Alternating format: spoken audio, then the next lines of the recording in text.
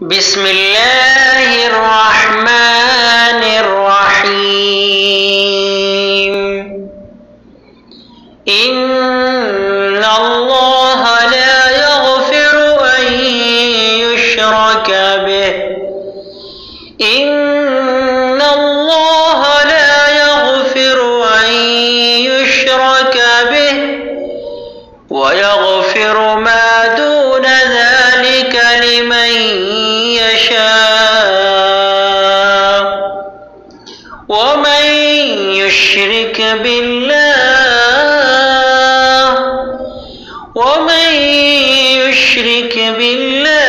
فقد ضل ضلالا بعيدا. الحمد لله رب العالمين والصلاة والسلام على رسوله الكريم وعلى آله وصحبه أجمعين ومن تبعهم بإحسان إلى يوم الدين وبعد. محترم سامعین کرام، آئیے ہم جانتے ہیں پیارے رسول محمد صلی اللہ علیہ وسلم رحمت للعالمین سید الانبیاء شفیع المذنبین کی پیاری پیاری تعلیمات کتاب و سنت کی روشنی میں. محترم سامعین و سامعات، شرک کا معنی و مفہوم بیان کرنے کے بعد آج کے اس نوے درس میں شرک کی اقسام، ٹائپس آف شرک کو بیان کیا جا رہا ہے. شرک کی عمومی طور پر دو قسمیں ہیں اور دونوں قسم کتاب و سنت کی نصوص سے مستنبط اور ماخوذ ہیں.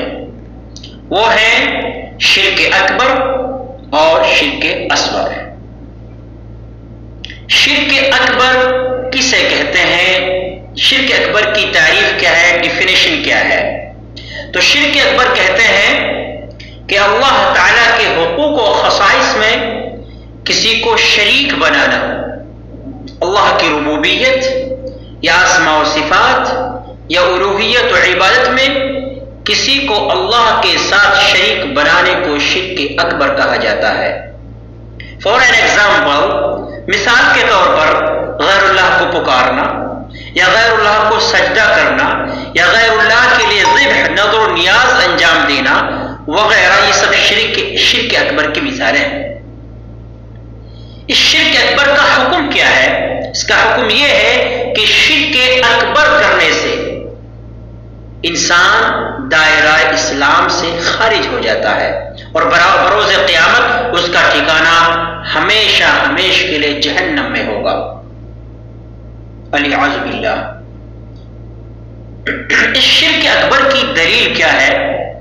شرک اکبر کی دلیل یہ ہے کہ ہمارے پیارے رسول احمد مجتبی محمد مصطفیٰ صلی اللہ علیہ وسلم سے جب پوچھا گیا ای الذنب عند اللہ اکبر، کہ اللہ کے نزدیک سب سے بڑا گناہ کون سا ہے، تو آپ صلی اللہ علیہ وسلم نے فرمایا ان تجعل للہ ندا وهو خلقک.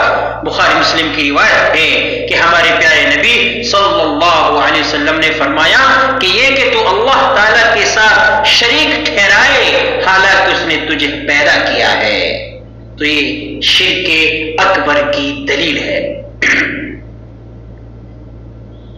یہ شرک اکبر کا مفہوم ہوا مختصر. اس کے بعد دوسری قسم ہے شرک کی شرک اصغر. اب شرک اصغر کسے کہتے ہیں، ڈیفینیشن کیا ہے؟ تو شرک اصغر کہتے ہیں کہ جس کام کے کرنے پر کتاب و سنت کے نصوص میں شرک کا اطلاق ہوا ہو لیکن اس سے انسان دائرہ اسلام سے خارج نہ ہوتا ہو تو اسے شرک اصغر کہا جاتا ہے. اسی کو شرک خفی سے بھی تعبیر کیا جاتا ہے صحیح قول کے مطابق. شرک اصغر کی مثال کیا ہے؟ شرک اصغر کی مثال جیسے ریاکاری اور غیر اللہ کے نام کی قسم کھانا. جیسے کوئی قسم کھائے، نبی کی قسم کھائے یا فلاں ولی کی قسم کھائے یا ماں باپ کی قسم کھائے یا خانہ کعبہ کی قسم کھائے یا سر کی قسم کھائے یا اسی طرح سے آٹے کی قسم کھائے. بہت سارے لوگ یعنی مخلوقات کی قسم کھاتے ہیں. یہ سب قسمیں کھانا شرک کے زمرے میں آتی ہیں. چنانچہ فرمان مصطفیٰ صلی اللہ علیہ وسلم من حلف بغیر اللہ فقد اشرک۔ امام احمد نے مسند میں اس روایت کو ذکر کیا ہے، صحیح روایت ہے کہ جس شخص نے غیر اللہ کی قسم کھائی اس نے شرک کیا۔ سامعین، اس حدیث میں آپ دیکھیے کہ ہمارے پیارے نبی محمد صلی اللہ علیہ وسلم نے غیر اللہ کی قسم کھانے کو شرک کہا ہے، لیکن یہ ایسا شرک ہے جس سے انسان دائرہ اسلام سے خارج نہیں ہوتا۔ اس کے بعد ہے کہ شرک اصغر کی دلیل کیا ہے۔ جس طرح سے شرک اکبر کی دلیل تھی تو شرک اصغر کی دلیل کیا ہے؟ تو شرک اصغر کی دلیل ہمارے پیارے رسول محمد صلی اللہ علیہ وسلم رحمت للعالمین خاتم الانبیاء کا فرمان کہ ان اخوف ما اخاف علیکم الشرک الاصغر قالوا یا رسول اللہ وما الشرک الاصغر قال الریاء۔ رواہ امام احمد مسلم اس کی روایت کیا ہے؟ حدیث صحیح ہے کہ اللہ کے نبی صلی اللہ علیہ وسلم کا فرمان، ہمارے پیارے نبی کا فرمان کہ میں تمہارے بارے میں سب سے زیادہ شرک اصغر سے ڈرتا ہوں۔ تو صحابہ کرام نے رضوان اللہ علیہم اجمعین نے دریافت کیا، اے اللہ کے رسول صلی اللہ علیہ وسلم شرک اصغر کیا ہے؟ تو آپ صلی اللہ علیہ وسلم نے فرمایا الریاء، کہ ریاکاری۔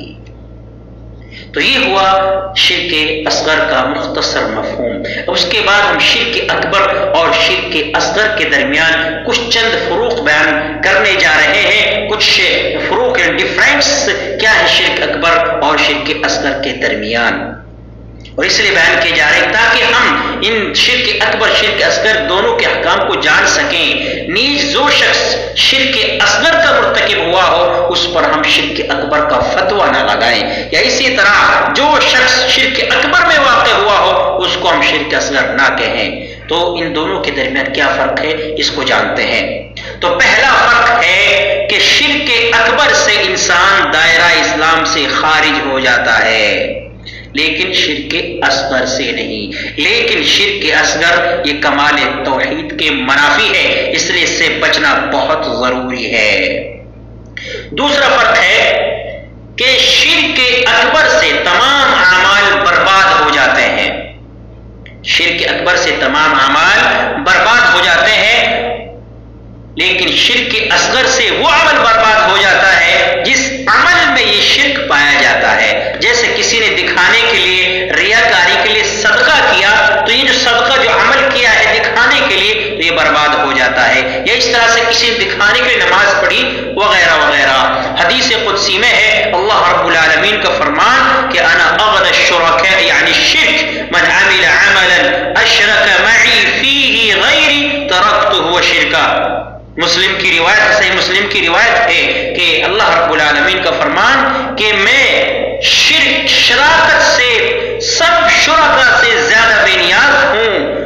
جو کوئی ایسا عمل کرے جس میں میرے ساتھ کسی دوسرے کو شریک ٹھہرائے تو میں اس کو اور اس کے شریک کو چھوڑ دیتا ہوں۔ تو معلوم ہوا کسی بھی عمل میں دوسرے کی ذرہ برابر بھی شرکت اللہ تعالیٰ کو گوارا نہیں ہے، اور نہ ہی وہ ایسے عمل کو قبول فرماتا ہے۔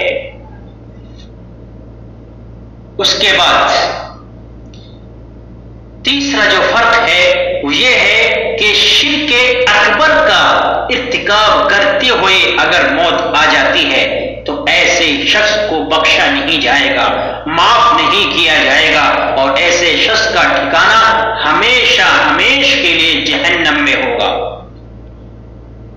علماء کرام کے راجح قول کے مطابق شرک اصغر کو بھی معاف نہیں کیا جائے گا، جیسا کہ قرآن کی یہ آیت کریمہ ان اللہ لا یغفر ان یشرک بہ ویغفر ما دون ذلک لمن یشاء، سورۃ النساء آیت نمبر 48 کہ اللہ رب العالمین شرک کو معاف نہیں فرمائے گا، اور شرک کے علاوہ جو بھی گناہ ہوں گے اللہ کی مشیت مرضی ہوگی تو معاف بھی فرما سکتا ہے۔ تو اس آیت کریمہ میں شرک اکبر اور شرک اصغر دونوں کو شامل ہے۔ آیت کا عموم، آیت کریمہ کا عموم اسی بات پر دلالت کرتا ہے۔ لیکن ایک فرق ہے کہ شرک اصغر کا مرتکب ہمیشہ جہنم میں نہیں رہے گا، بلکہ سزا کاٹ کر جنت میں داخل ہوگا، اور شرک اکبر کا مرتکب وہ ہمیشہ جہنم میں ہوگا، لیکن شرک اصغر کا مرتکب ہمیشہ میں جہنم میں نہیں رہے گا بلکہ سزا کاٹ کر جنت میں داخل ہوگا۔ یا شرک اصغر کا مرتکب تحت الموازنہ ہوگا، یعنی اگر اس کی نیکیاں زیادہ ہوں گی جو اس کے گناہوں پر بھاری پڑ جائیں تو پھر ایسا شخص حساب و کتاب کے بعد جنت میں داخل ہوگا۔ محترم سامعین و سامعات، خلاصہ یہ ہے کہ شرک کی دونوں ہی قسمیں، شرک اکبر اور شرک اصغر، یہ بڑی خطرناک اور سنگین ہے، اس لیے دونوں ہی سے اپنے آپ کو بچانا ہوگا۔ نیز ایک بات اور ذہن نشین کریں کہ توبہ کرنے سے تمام گناہ، چاہے شرک ہو یا شرک کے علاوہ جتنے بھی گناہ ہیں، توبہ کرنے سے تمام گناہ معاف ہو جاتے ہیں۔ اس لیے اگر کوئی شخص شرک میں مبتلا ہے یا شرک کے علاوہ دوسرے گناہوں میں ملوث ہے تو اس کو چاہیے کہ موت کے آنے سے پہلے اللہ سے توبہ استغفار کر لے اور نبی اکرم احمد مجتبی محمد مصطفیٰ صلی اللہ علیہ وسلم کی پیاری پیاری تعلیمات پر عمل پیرا ہو جائے۔ ہمارے پیارے رسول محمد صلی اللہ علیہ وسلم 23 سالہ دور نبوت میں لوگوں کو شرک اکبر اور شرک اصغر سے ڈراتے رہے اور توحید اور اخلاص کی طرف بلاتے رہے صلی اللہ علیہ وسلم۔ خیر میں اللہ تعالیٰ سے دعا ہے کہ اللہ تعالیٰ ہمیں شرک کی تمام قسموں سے محفوظ فرمائے اور ہمیں اپنے پیارے رسول محمد صلی اللہ علیہ وسلم کی تعلیمات کے مطابق زندگی گزارنے کی توفیق نصیب فرمائے، آمین۔